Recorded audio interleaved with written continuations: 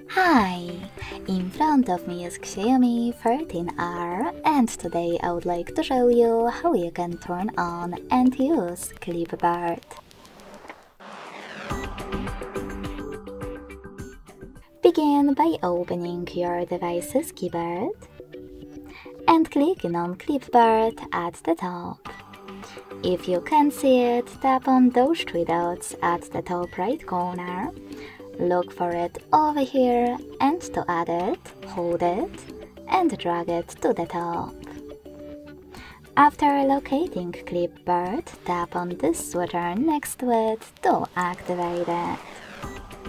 Now, in order to use it, just copy any text or cut it. Then access Clipboard and tap on your saved text to paste it. If you wish to pin it or delete it, select this pen at the top right corner.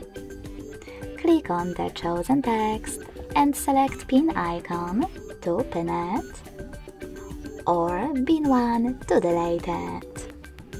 In order to disable Clipboard completely, use the same switcher as before.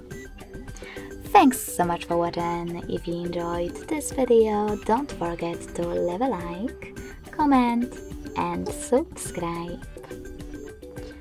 Bye!